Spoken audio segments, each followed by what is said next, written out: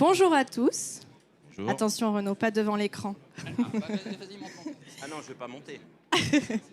Alors nous sommes réunis pour parler cette fois de robotisation et en quoi la robotisation peut vous aider à améliorer la compétitivité de votre usine, de vos activités.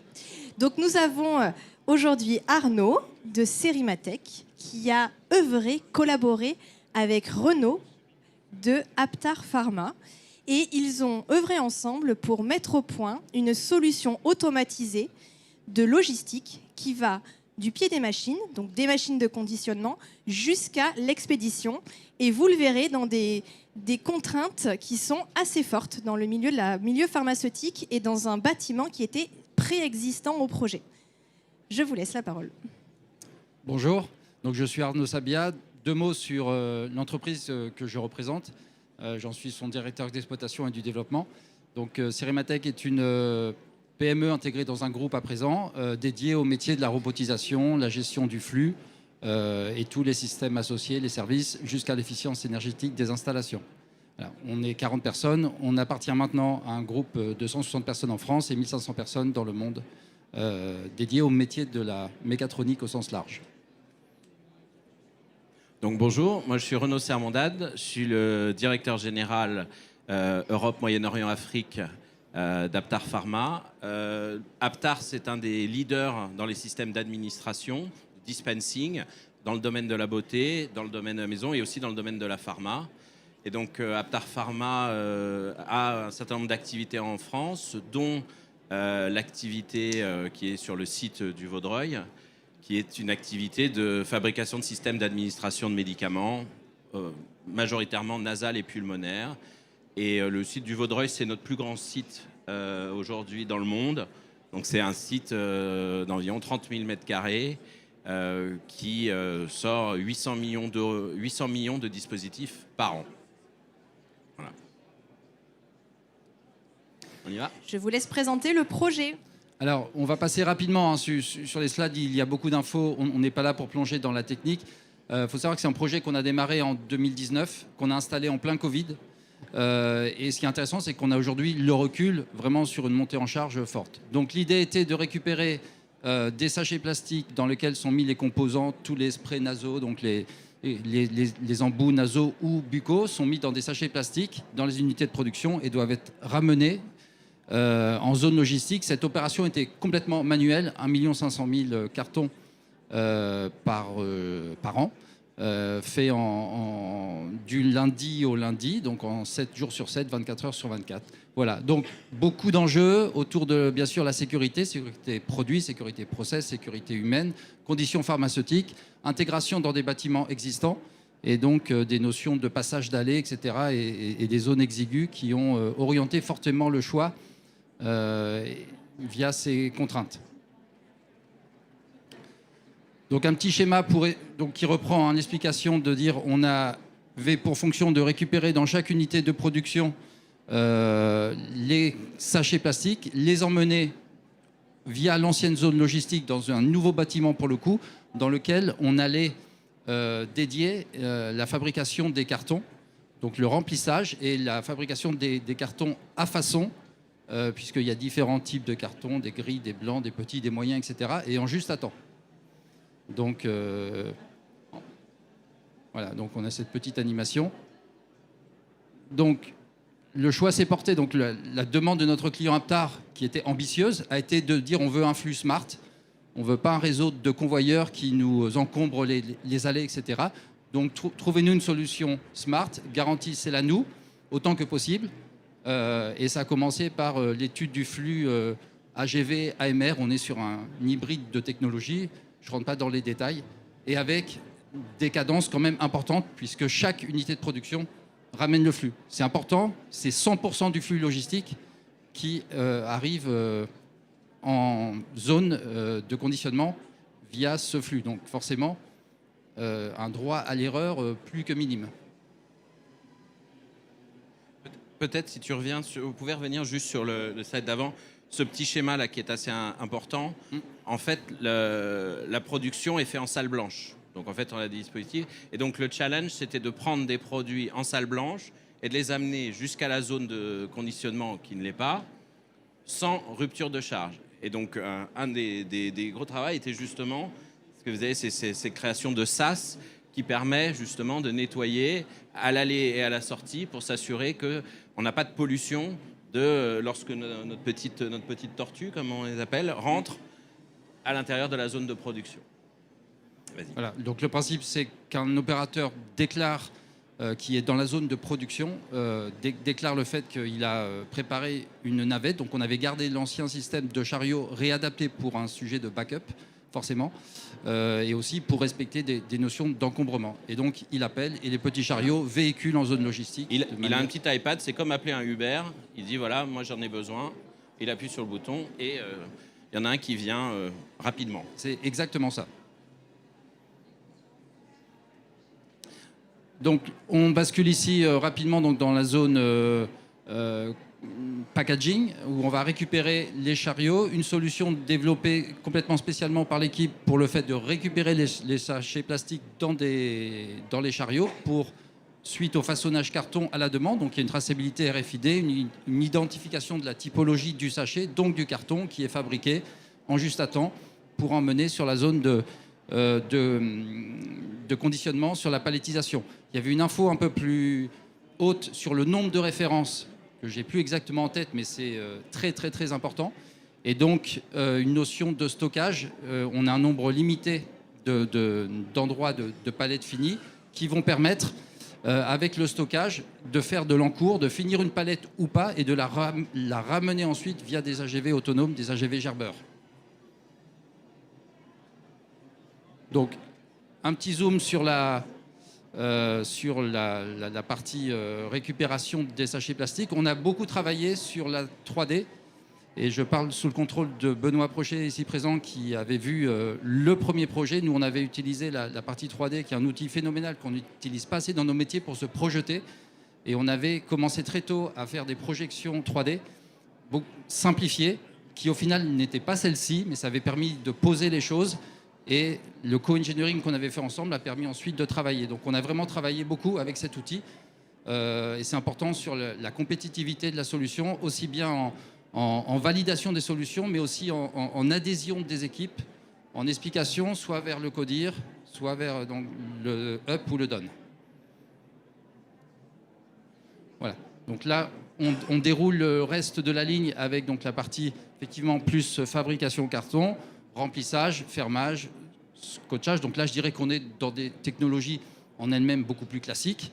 Et il y a toute une notion de traçabilité qu'on va retrouver de manière importante, puisqu'à chaque step, on revalide via un sujet RFID que Renaud expliquera sûrement mieux que moi, voilà, qui permet de vraiment tracer et de garder un suivi process pharma sur tout le long de la chaîne logistique, ce qui était aussi une montée en gamme en termes de valeur ajoutée et de sécurisation process, et donc d'arguments de vente pour que Aptar reste et continue et amplifie sa position de leader sur le marché.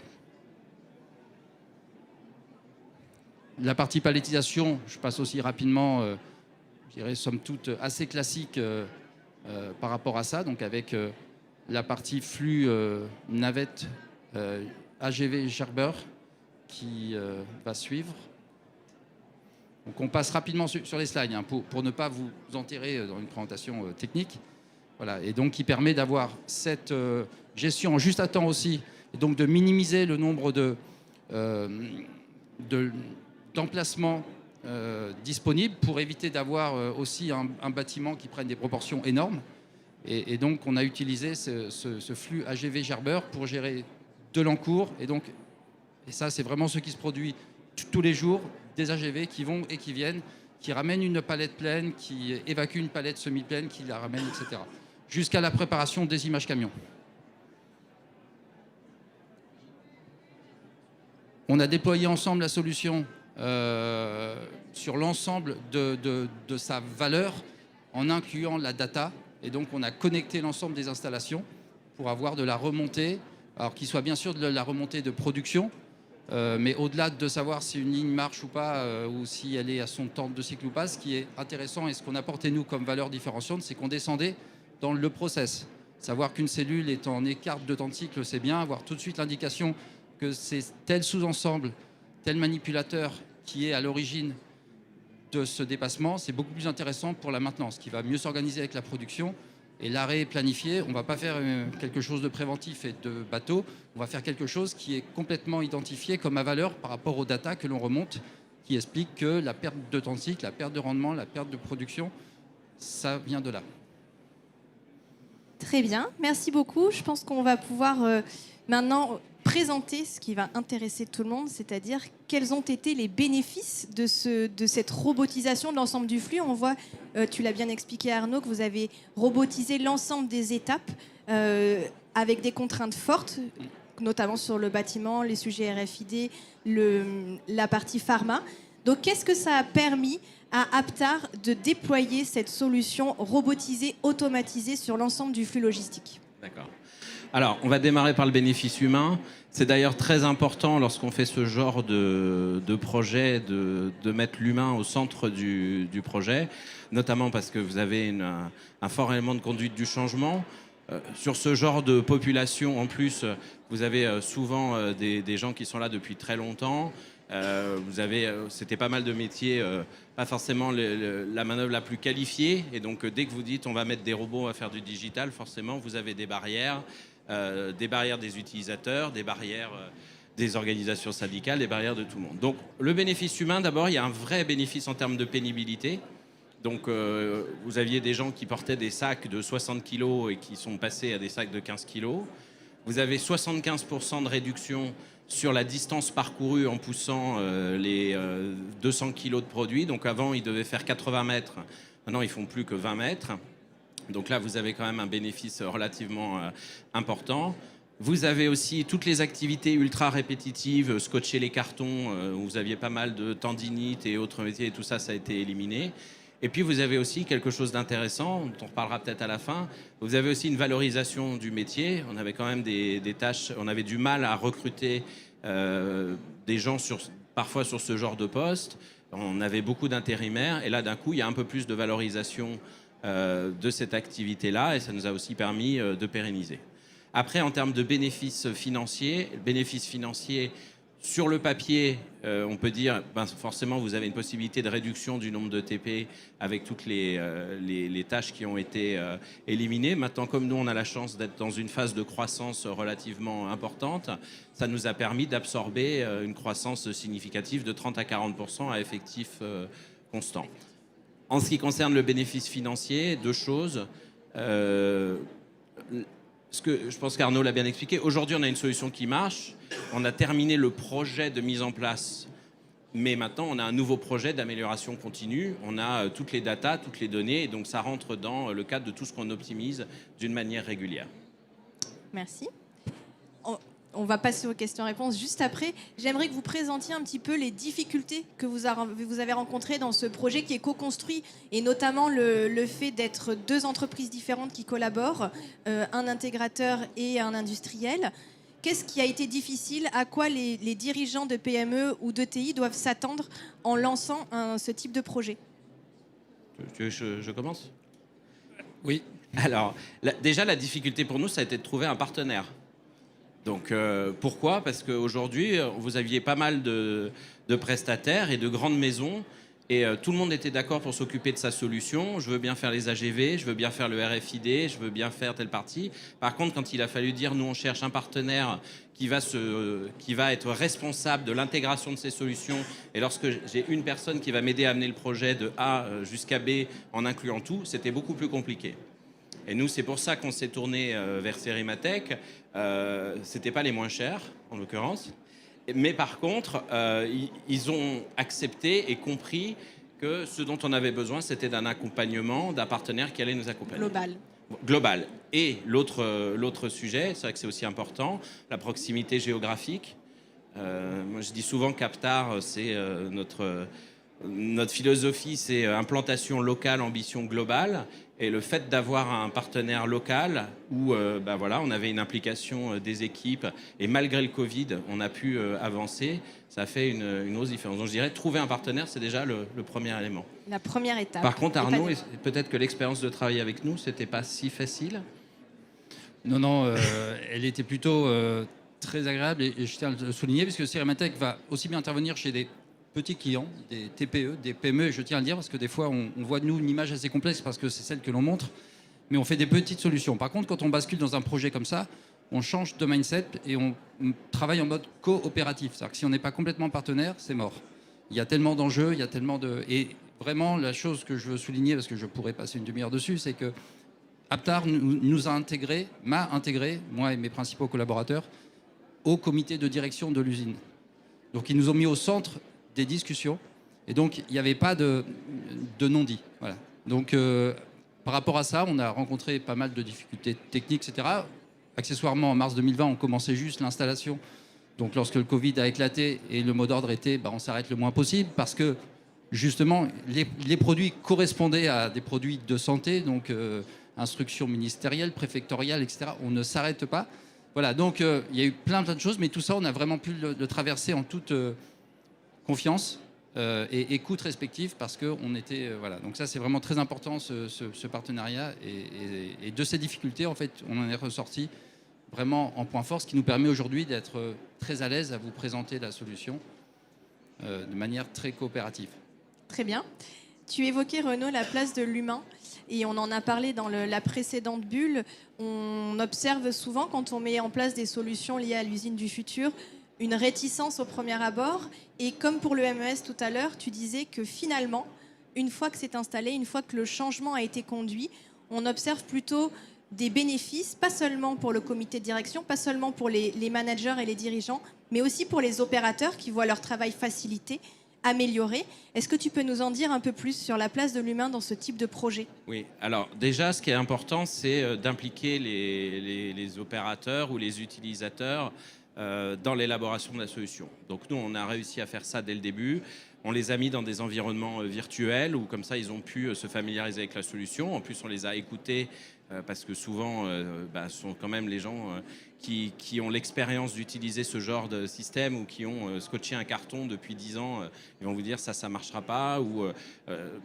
Donc ça, c'était très important. Ce qu'on a fait aussi, c'est qu'on a travaillé avec l'UMM d'Évreux et on a fait un certificat de qualification lié en fait à ces nouveaux métiers. Donc ce que ça nous a permis, c'est d'expliquer à nos opérateurs, ceux qui s'engagent sur le projet et qui veulent demain continuer à travailler sur cette partie-là, vous allez recevoir un certificat de qualification, ça va augmenter votre employabilité. Donc du coup, on a réussi à transformer quelque chose qui était vu comme un risque, comme une opportunité de développement pour des gens, et en leur disant, de toute façon, si vous savez faire fonctionner une ligne comme ça, vous pourrez demain. Après, bien sûr, l'interaction homme-machine, je ne vais pas vous dire, je pense que les AGV se sont pris quelques coups de pied dans la phase de mise en place. Il n'y avait pas la place. Voilà, donc, voilà, on a fait des petites choses. Voilà, on a donné des noms aux robots parce que c'était plus facile de dire voilà R2D2 que voilà l'AGV 34.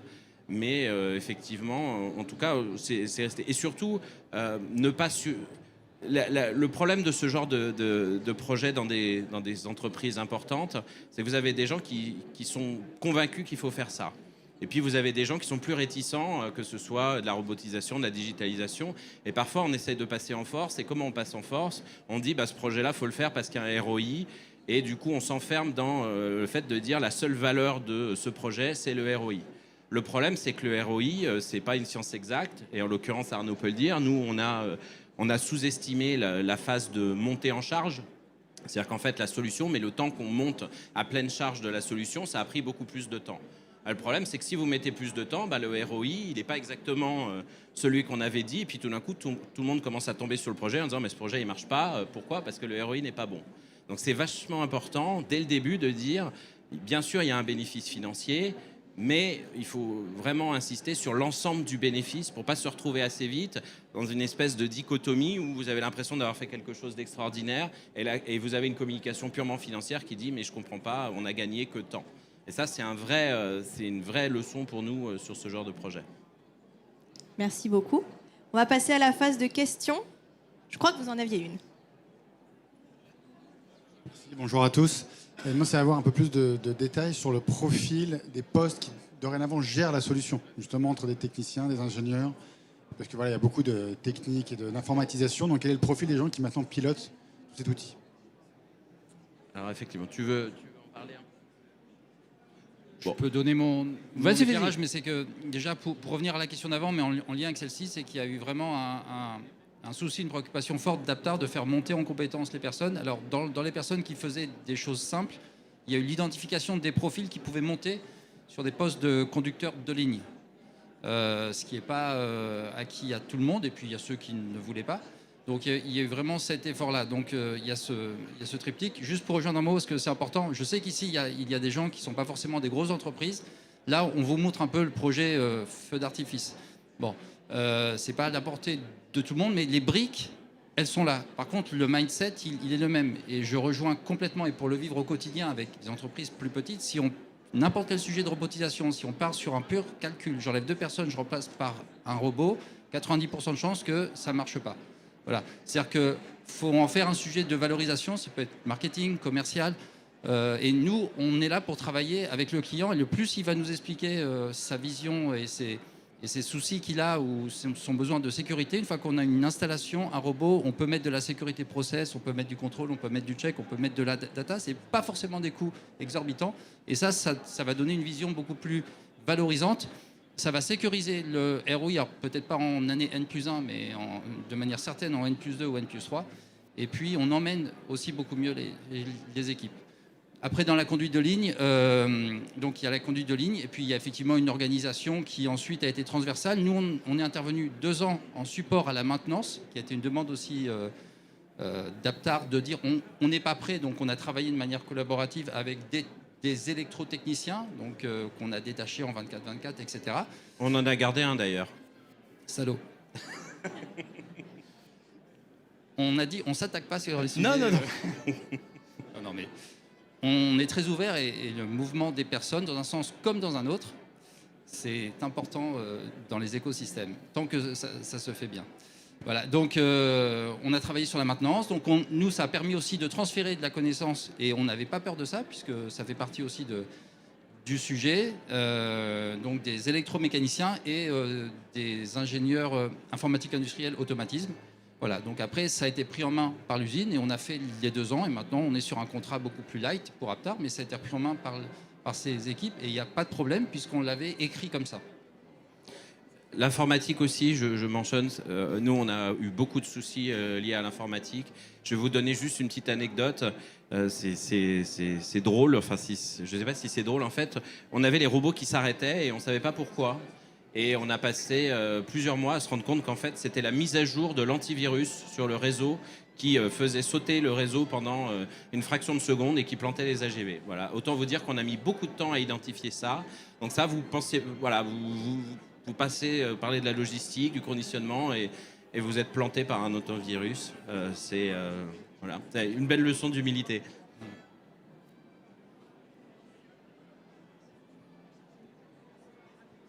On est dans l'attente French Fab. Est-ce que la tech que vous avez intégrée est d'origine française? Et est-ce que ça a été un critère de choix pour justement les sujets de maintenance? Alors, nous sommes une entreprise très, très implantée en France. À l'époque, nous étions une PME 100% française. Donc, ça a été un élément. Après, on est allé chercher la tech dans le meilleur de ce qu'on allait trouver en rapport qualité-prix. Les aspects de proximité jouent énormément parce que sur des projets comme ça, alors après, on dit toujours, hein, la proximité, c'est la cerise sur le gâteau. On ne travaille pas avec quelqu'un parce qu'il est proche, on travaille avec quelqu'un parce qu'il est bon. Et en plus, il est proche, donc ça va tout faciliter. Voilà. Donc, il y a eu tellement de techno que je ne peux pas répondre voilà, de manière exhaustive à ça, mais c'est une de nos préoccupations, bien sûr. Puisque que ce soit nous ou Aptar, qui est certes un groupe mondial, mais extrêmement implanté en France, notamment sur la partie pharmaceutique ou cosmétique. Et donc, voilà, donc c'est une préoccupation forte.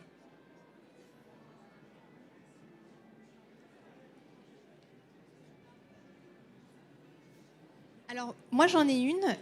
Arnaud. Il y en avait une là-bas. Ah, pardon. Concernant votre solution d'identification, est-ce que vous pourriez donner plus de détails sur le RFID et qu'est-ce qui transporte plus que le SCCC ou le GTIN ou les standards? Est-ce que c'est interne à l'usine ou c'est aussi utilisé par vos clients pour suivre et tracer les produits? Alors, pour l'instant, nous, le RFID, alors on a d'autres produits sur lesquels on travaille sur du RFID sur nos produits. En l'occurrence, là, c'est pour notre solution interne. La traçabilité, elle est hyper importante en pharmacie. Donc, nous, il est important qu'on soit sûr que ce soit la bonne housse, qu'il soit dans le bon carton. Parce qu'après, si jamais il y a un problème à un moment, patient sur une administration, on doit être obligé de pouvoir identifier. Le petit challenge qu'on a eu sur le RFID, c'est qu'on a des capsules, notamment en aluminium et en PE, et normalement ça renvoie les ondes. Donc on a eu quand même un certain nombre de challenges techniques sur la mise en place de la solution. Mais pour l'instant, l'avantage, c'est que ça permet aussi de domestiquer des nouvelles technologies. Et aujourd'hui, nous, on est en train de dire, est-ce qu'on ne pourrait pas proposer à nos clients du RFID sur nos produits pour une traçabilité, alors plus au niveau de la housse, mais quasiment au niveau individuel du produit. Et le fait de tester ça ou de mettre un petit doigt dans l'eau, ça nous a aussi permis de nous décomplexer sur ce genre de sujet. Est-ce qu'il y a d'autres questions? Oui. Bonjour, une question plutôt pour Cerimatech. Au-delà de Aptar, est-ce que vous pourriez parler de robotisation et analyse de données? Est-ce que parfois ça vous arrive d'avoir des ponts? Et si c'est vraiment en termes d'analyse pour des sujets de productivité, est-ce que vous auriez des scénarios, des exemples? Ou est-ce qu'on est vraiment sur de la robotique? Alors, je ne suis pas sûr de bien comprendre le sens de votre question, mais je vais y répondre. Puis en fait, nous, la robotisation, déjà, quand on parle robotisation, on parle automatisation, robotisation. Ce n'est pas forcément le robot que l'on connaît, c'est tout système qui va rendre la tâche de manière plus automatisée et aussi la plus souple et la plus smart. Nous, on propose à nos clients, et il y a un déblocage de mindset qu'on observe là, d'aller sur la data pour leur offrir le meilleur service. Donc, comme vous l'avez vu, la data, on peut la limiter au suivi de prod, on peut la limiter à de la maintenance, on peut la limiter au suivi de performance, mais on peut tout faire. Voilà, donc on a un système qui est le nôtre, mais il en existe d'autres, mais le nôtre, il est bien fait. Voilà, et on travaille avec un partenaire qui permet d'englober tout ça et vraiment d'aller vers une vision large qui va inclure la sécurité process, la traçabilité, sans même parler de RFID qui est la panacée, mais avec des choses simples, on va pouvoir vraiment... En fait, la data, elle est factuelle, elle ne ment pas, elle n'a pas d'état d'âme, elle n'est pas fatiguée, c'est 0 ou 1. Ouais. Donc, quand on a de toute façon des automates, des systèmes qui maintenant sont nativement communicants, c'est hyper simple d'aller récupérer tout ça. Et puis le système, c'est vrai qu'on l'a co-développé ensemble, donc on peut le dire... Aujourd'hui, on vous propose les bénéfices de ça, puisqu'on intègre ça facilement et on va pouvoir vraiment analyser en partage ou pas. Et après, on en fait l'utilisation que l'on veut. Donc, c'est super ouvert. Et c'est vraiment sur tout un flux, toute une cellule, où on le réduit sur un mécanisme précis, parce que ce mécanisme, il est super complexe. Et s'il tombe en panne, c'est 3 mois d'arrêt, parce que j'ai une pièce super critique, etc. Et donc, je le mets, lui, vraiment plus sous surveillance. Donc, c'est complètement ouvert et modulable. Je ne sais pas si j'ai répondu à votre question. Je me demandais si on était vraiment sur de l'automatisation ou s'il y avait aussi des pistes à travers les sujets de data, aussi d'amélioration et de suggestions, par exemple, pour vos clients. Oui, alors en l'occurrence, l'optimisation des trajectoires des AGV, c'est un outil de machine learning et clairement, on apprend qu'est-ce que ça veut dire d'avoir les données, d'y accéder, d'optimiser, d'apprendre. Donc ça s'applique complètement ici. Nous, on a une autre chose sur laquelle on a travaillé sur de la reconnaissance visuelle de défauts d'aspect avec de l'intelligence artificielle. On ne va pas là-dedans si on n'a pas maîtrisé ça. Donc c'est vrai que comme dit très bien Arnaud, toute l'expertise qui est développée sur un projet comme ça, après vous avez des adjacencies à côté et vous pouvez aller utiliser ce que vous avez appris et Cerimatech vous accompagne aussi, pas uniquement sur ce genre de problématique, mais la capacité d'intégrer la donnée, la techno, l'humain des solutions différentes qui ne se parlent pas, c'est là où on a une grosse difficulté. Il y a une vraie valeur ajoutée quand vous avez un partenaire qui permet de tout connecter. Ça, c'est très important. Merci. Bonjour, je me demandais, la solution est quand même complexe. Vous pouvez mettre. Et vous m'entendez mieux? Oui. Du coup, je me demandais, la solution est assez complexe. Quel est le taux d'inactivité des robots dû à des incidents, dû à des pannes? Est-ce qu'on marche 100% du temps ou est-ce que malheureusement ça s'arrête? Alors, les robots ont un taux de fiabilité qui est excellent, 99, voilà. La data vient renforcer ça puisqu'elle permet de sécuriser. On met autant que possible les principaux signaux sous contrôle pour s'assurer que si on a un couple moteur qui sort d'une courbe, etc. Voilà. Par contre, vous l'avez vu, c'est une chaîne de mécatronique. Donc, si un élément s'arrête, c'est tout qui s'arrête. Mais là, je préfère que Renault s'exprime sur les chiffres qu'il veut bien communiquer. Mais en tout cas, on a des. En tout cas, c'est pas la fiabilité mécatronique qui va être l'enjeu. Notre rôle aussi, c'est d'aller chercher les solutions éprouvées les plus standards possibles. On a beau être concepteur à la base, on ne va pas tout réinventer, ça n'aurait pas de sens économique. Et surtout, on va chercher des modules qui sont hyper standards, hyper éprouvés, hyper fiables, parce que nous aussi, on veut être tranquille. Et voilà. Donc sur la phase de ramp-up, effectivement, ça s'arrêtait plus souvent que ce qu'on espérait, et évidemment pour des raisons qui n'étaient pas forcément celles qu'on pensait. Ce qui est très important, c'est quand ça s'arrête, on fait quoi? Parce qu'en fait, la question, c'est de dire... et moi, je m'en suis rendu compte. Moi, j'ai l'habitude de temps en temps faire des shifts en prod pour entendre un petit peu ce qui se passe. Et j'ai fait un shift un week-end et le système s'est arrêté et on est resté planté 4 heures. Pourquoi? Parce qu'on n'avait pas prévu de hotline Serimatech le week-end, qu'on est en équipe réduite le week-end et qu'on n'a pas un technicien qui sait justement faire contrôle-alt-del et redémarrer la ligne pour que ça marche. Et là, on s'est rendu compte que finalement, il y a la solution, c'est bien, il y a quand même aussi toujours l'humain. Et vous parliez de compétences. Et ben, par exemple, le week-end, on a des gens qui sont capables de redémarrer la ligne. On a des gens qui aujourd'hui apprennent ça. Donc, on va dire qu'aujourd'hui que ça s'arrête, oui, c'est pas infaillible. Par contre, la capacité à redémarrer et à avoir, lorsqu'on produit, comme disait Arnaud, 24 heures sur 24, 7 jours sur 7, 51 semaines par an, c'est d'être sûr qu'à 3 heures du matin ou le samedi matin à 10 heures, vous ayez quelqu'un qui soit capable de faire redémarrer le système, que ce soit parce qu'il y a une poussière qui s'est mise dans la GV, que ce soit parce que le logiciel a planté. Et ça, effectivement, ça a été aussi un développement parce qu'on a des opérateurs qui, petit à petit, ont pris confiance, sont devenus plus autonomes. Mais ce n'est pas différent d'une ligne de prod. Moi, j'ai des opérateurs sur des lignes qui savent, avec expérience, si la machine est bloquée, ils n'ont pas besoin d'appeler un régleur parce qu'ils savent faire. Et bien, similairement, on a eu des gens qui faisaient des cartons, qui ont été formés en conducteurs de ligne et qui maintenant commencent à être confiants et sont capables de gérer, de faire de la maintenance de niveau 1 lorsque le système s'arrête. C'est pour ça, la solution c'est bien, mais l'humain c'est bien aussi. Merci à tous. Je vous livre Arnaud et Renaud si vous avez des questions. N'hésitez pas à aller les voir et nous allons maintenant passer à la bulle suivante. Merci à vous. Merci Renaud. C'est très agréable.